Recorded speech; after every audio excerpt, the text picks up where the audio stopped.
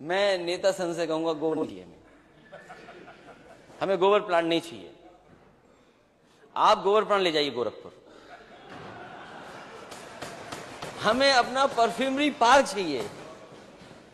और मैं perfume park के बारे में कन्नौज को भी हमने कुछ दिया है। मैं नेता सदन से कहूंगा कन्नौज की पहचान इत्र से है, गोबर से नहीं है। इसलिए मैं नेता सदन से कहूंगा वित्त मंत्री जी ने पैसा नहीं रखा उसके लिए। हो सकता है इत्र से आपको लगाव ना हो,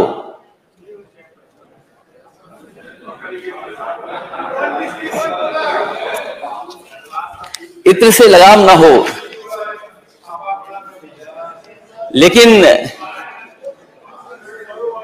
लेकिन खुशबू हर एक को पसंद है।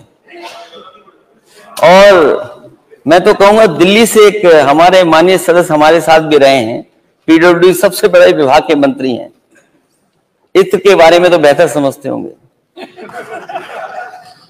क्योंकि दुनिया में सबसे बड़ा मार्केट अगर किसी का है जो और चीजों का, तो इत्र का भी बड़ा मार्केट है। वहां पर मैं एक परफ्यूमरी पार्क बनाना चाहता था, क्योंकि ट्रेडिशनल है, चीजें ट्रेडिशनल है, बहुत हजारों साल पुराना कारोबार है वहां का। इसलिए जो बना पड़ा अधूरा परफ्यूमरी पार्क है, हमें गोबर नहीं चाहिए, हमें अपना परफ्यूमरी पार्क चाहिए। और कहीं ऐसा तो नहीं नेता सदन, आप जो गोबर वाला प्लांट देने की बात कर रहे हो बायोगैस का, वो कहीं शिलान्यास समाजवादी सरकार में तो नहीं हुआ था। कभी कभी हमारे सदस्य ये कहते हैं कि मैं ट्वीट क्यों करता हूं। चलो अच्छा है, आप ट्वीट पढ़ते हैं, इसलिए मैं आपको धन्यवाद देना चाहता हूं। ट्वीट मैं इसलिए करता हूं कि जिस समय नोएडा से दिल्ली जोड़ने के लिए मेट्रो का उद्घाटन हो रहा था, तो दिल्ली सरकार यह कह रही थी कि इस मेट्रो के उद्घाटन में उन्हें क्यों नहीं बुलाया जा रहा है। जैसा कि नेता सदन ने कहा कि वो हमारे मित्र हैं, क्योंकि हमारी सरकार जा चुकी थी, सरकार आपकी थी। उस समय मैंने ट्वीट करके कहा और अपने लोगों के बीच में मैंने कहा कि अगर किसी को बुलाना चाहिए था तो हमें बुलाना चाहिए था, क्योंकि वो मेट्रो पहली ऐसी मेट्रो थी जो पूरे के पूरे यूपी के नोएडा के बजट से बनी हुई थी। उस समय दिल्ली की सरकार ने कोई सहयोग नहीं किया था।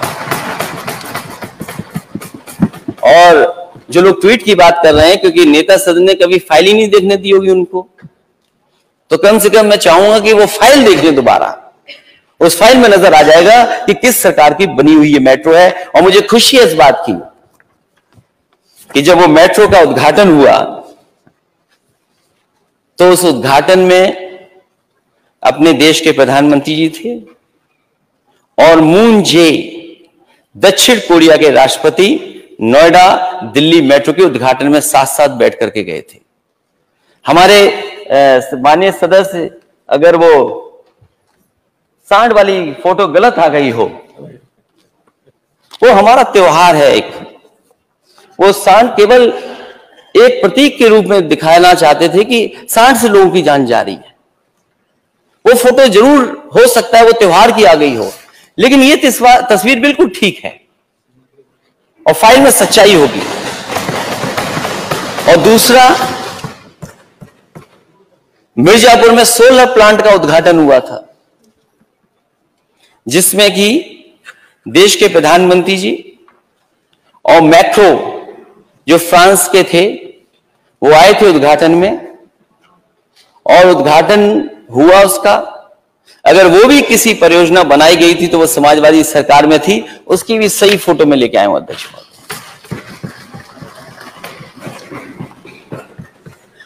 हालांकि अपने बजट को अच्छा बनाने के लिए वित्त मंत्री जी पता नहीं कहां से कुछ लाइनें लिख करके लाए थे।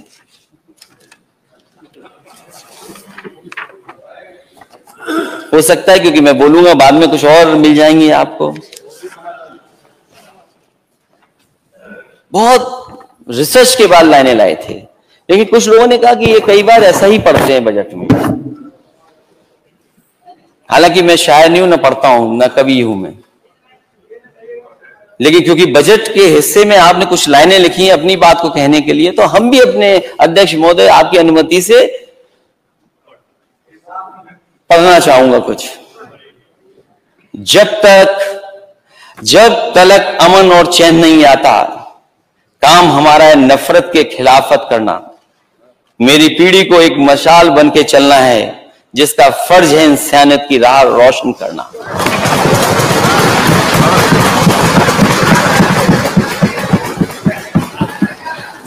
दोबारा पढ़ दूं? जब तलक अमन और चैन नहीं आता, काम हमारा है नफरत की खिलाफत करना। मेरी पीढ़ी को एक मशाल बन के चलना है, जिसका फर्ज है इंसानियत की राह रोशन करना। तो हमारी लाइनों का पोस्टमार्टम कर दिया, हम तो सोच रहे थे, तो यही चाहता था। हम ये सोच रहे थे कि आप कोई नया सुनाएंगे। नहीं, आपने जो पढ़ा था वही मैंने कुछ उसका जवाब बनाया था। ये मेरी गलती नहीं, अगर आप दूसरा पढ़ते तो जवाब दूसरा होता। ये जवाब नहीं है तो पोस्टमार्टम है उसका। मैं अध्यक्ष महोदय धन्यवाद देता हूं कि वो बात समझ गए कि उन्हीं की लाइनों का जवाब ये था। मैं अध्यक्ष महोदय सरकार से ये पूछना चाहता हूं कि आपने सस्टेनेबल गोल्स पे बहस की थी, और यहां पुराने माननीय सदस्य होंगे जिन्होंने दिन रात बहस की थी। वो सस्टेनेबल गोल्स बहुत महत्वपूर्ण हैं। 5 बजट पिछली सरकार के, 6वां बजट ये, उन सस्टेनेबल गोल्स को हमने कितना अचीव किया है अध्यक्ष महोदय, ये कम से कम सरकार बताए हमें। क्योंकि जो आंकड़े हम पढ़ते हैं, जो हम कभी कभी आंकड़े देखते हैं, जो नीति आयोग से आते हैं, शिक्षा सूचकांक में यूपी सबसे नीचे राज्यों में 4थे नंबर पे दिखता है। आपको दुख हो, हमें भी दुख होता है कि हमारा उत्तर प्रदेश 25 करोड़ का, जिस उत्तर प्रदेश ने इतने प्रधानमंत्री दिए हों और लगातार प्रधानमंत्री यूपी की वजह से बन रहे हो इनकी सरकार के, वो सरकार दिल्ली और यूपी की सरकार में हमारा शिक्षा का ये स्तर, और प्राइमरी स्कूल में मैं हमेशा जाता हूं,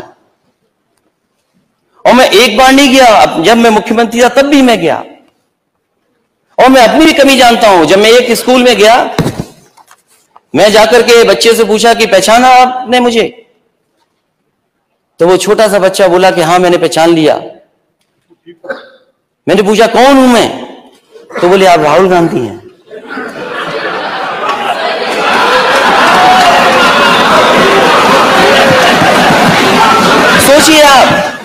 सोचिए आप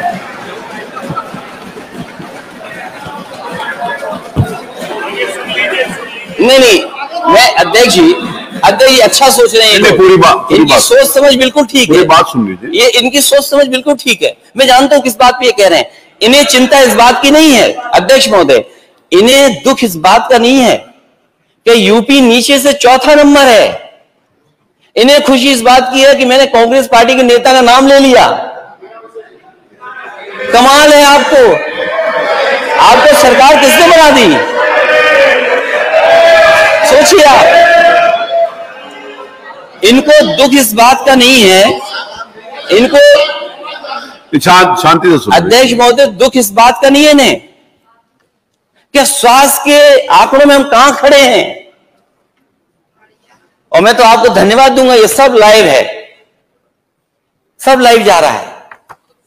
और प्राइमरी एजुकेशन में एक हमारे माननीय सदस्य ने कहा था कि टीचर्स कहां से आ रहे हैं, कहां से पढ़ा रहे हैं। आप जांच करिए इस बात की, जो हम लोग कह रहे हैं वो सच्चाई है कि नहीं है। आज स्कूलों में बच्चे तो हैं और बच्चों की भारी कमी है। जो आप कहते हैं हम 2 करोड़ का लक्ष्य है बच्चों को पढ़ाएंगे प्राइमरी एजुकेशन में, आप किन बच्चों को पढ़ा रहे हैं? जो गरीब से गरीब बच्चे हैं, जो हमारे समाज के सबसे गरीब है, पिछड़े और बहुजन समाज के बच्चे हैं, वो पढ़ाई कर रहे हैं। आप सोचिए कि जो संपन्न लोग हैं वो कहां पढ़ने चले गए? क्या मुकाबला होगा फिर? क्या मुकाबला करेगा बच्चा? पे सुनिए, ये बात गलत। और हाँ, ये अच्छा है, हम तो जहां जहां पढ़ाई, जहां जहां सीखा है, कुछ कुछ तो इम्प्लीमेंट कर रहे हैं। आप गोबर देखते हो, गोबर ही इम्प्लीमेंट करते हो। और मैंने कहा, और इनको ज्यादा एनर्जी ड्रिंक की जरूरत हो तो एनर्जी ड्रिंक भी बता दो कौन सी इन्हें पीनी चाहिए। वो अभी बनी नहीं है, कभी कभी मिलती है, बताया जाता है आपके माध्यम से, एनर्जी ड्रिंक है। अगर समझ पा रहे हो तो समझ जाओगे, नहीं समझ पा रहे तो कोई बात नहीं।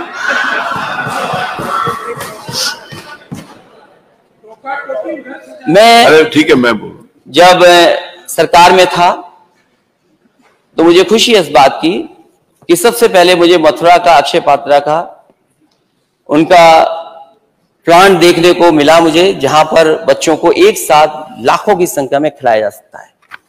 और यहां जो माननीय सदस्य मथुरा से जीत करके आए होंगे वो जानते होंगे कि अक्षय पात्रा बहुत अच्छा काम कर रहा है इस फील्ड में, और उन्होंने जो टारगेट सेट किया वो भी अचीव किया उन्होंने। जब मुझे उनके प्रिपरेशन अच्छी लगी तो मैंने उनसे कहा कि मैं ये सेम टू सेम और जगह भी इंप्लीमेंट करूंगा। तो उनकी बहुत सारी कुछ रुकावटें थी, चीजें थी जिनको पूरा नहीं किया जा सकता था, बजट के इश्यूज थे, लेकिन उसके बावजूद भी मैं लखनऊ लेकर के आया। और लखनऊ में लाखों लाख बच्चे, 1.5 लाख से बच्चों को हॉट कुक्ड मील मिलता है, और वो मशीन से रोटी बनाते हैं। वो जो एक्स्ट्रा मनी है वो CSR से कलेक्ट करते हैं। तो लखनऊ की किचन मैंने बनाने का काम किया था, और आज लखनऊ में लाखों लाख बच्चे उससे खाना पा रहे हैं। और एक बार अध्यक्ष जी को याद होगा, इसी विधानसभा में खाना चेक करने के लिए स्पीकर माता प्रसाद पांडे जी थे, उस विभाग के मंत्री, मैं और कुछ हमारे महत्वपूर्ण मंत्रीगणों को बैठ करके उस खाने को खिलाने का काम किया था। हम लोगों ने यहीं बैठ करके खाना खाया था कि गुणवत्ता देखें कि आगरा का खाना कैसा मिल रहा है।